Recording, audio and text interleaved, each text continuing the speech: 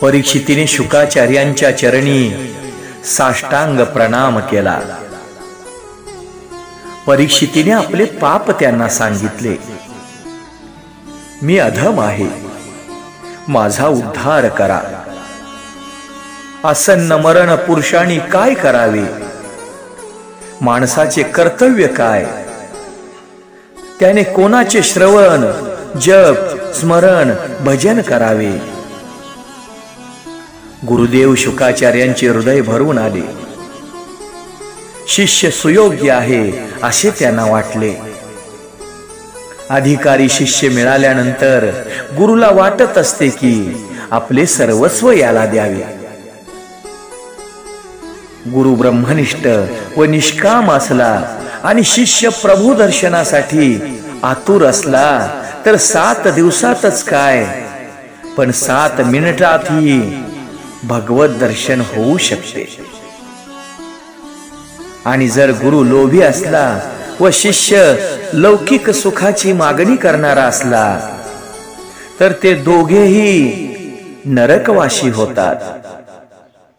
लोभी गुरु और लालची चेला, होय नरक में ठेलम ठेला। शुकाचार्य म्हणतात, राजा तू घाबरतोस कशाला? अजून 7 दिवस शिल्लक आहेत। मी तुझ्या जवळून काही घेण्यास नव्हे तर देण्यास आलो आहे।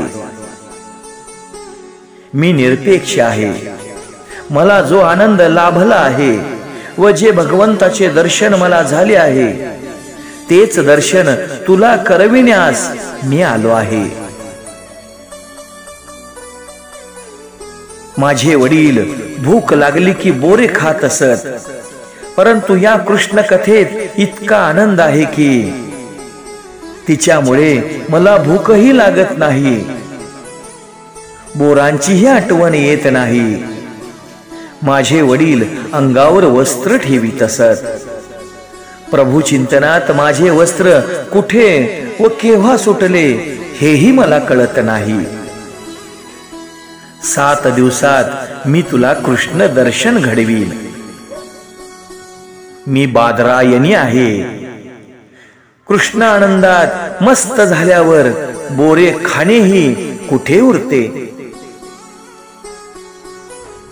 भगवान बादरायणी शुकाचार्यांचे संपूर्ण वर्णन वैराग्य या एका शब्दाने व्यक्त होऊ शकते। बादरायणीच्या जागी शुक शब्दाचा प्रयोग होऊ शकतो का? भागवतातील एकही शब्द प्रयोग निरर्थक नाही। शुकाचार्यांचे वैराग्य दाखविण्यासाठीच या शब्दाचा प्रयोग केला गेला आहे। शुकाचार्य बादरायण म्हणजे व्यासांचे पुत्र आहेत। व्यासांचे तप व वैराग्य कसे होते? व्यास सर्व दिवस जप तप करीत असत आणि भूक लागली म्हणजे सर्व दिवसातून फक्त एक वेळ केवळ बोरांचाच आहार घेत, म्हणून त्यांना बादरायण म्हणतात। अशा बादरायणाचे शुकाचार्य पुत्र होत। ज्याच्या ठिकाणी खूप ज्ञान आणि वैराग्य असते तोच दुसऱ्याला सुधारू शकतो। शुकाचार्यांचे ठिकाणी ज्ञानही भरपूर होते व वैराग्यही तितकेच प्रखर होते। आजच्या सुधारकात त्याग व संयमही दिसून येत नाही। ते दुसऱ्याला काय सुधारतील? माणसाने प्रथम आपणास सुधारण्याचा प्रयत्न करावा। राजा, जो काळ निघून गेला आहे त्याचे स्मरण करू नकोस, भविष्याचाही विचार करू नकोस। फक्त वर्तमानाला सुधारण्याचा प्रयत्न कर। 7 दिवस शिल्लक आहेत। माझ्या नारायणाचे स्मरण करा। तुमचे जीवन अवश्य मंगलमय होईल।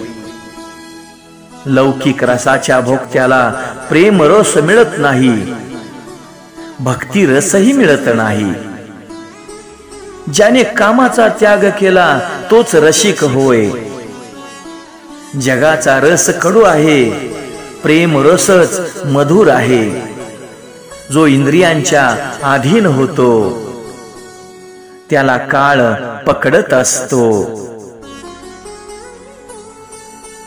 भागवताचा वक्ता शुकाचार्यासारखा असावा.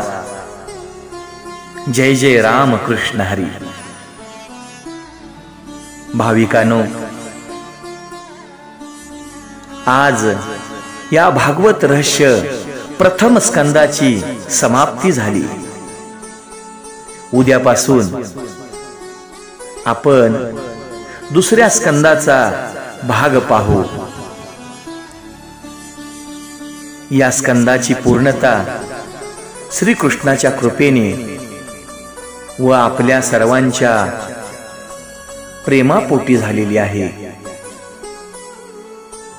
अशीच कृष्ण कृपा व आपले प्रेम या कथेविषयी वाढत राहू, हीच सदिच्छा. जय जय राम कृष्ण हरी.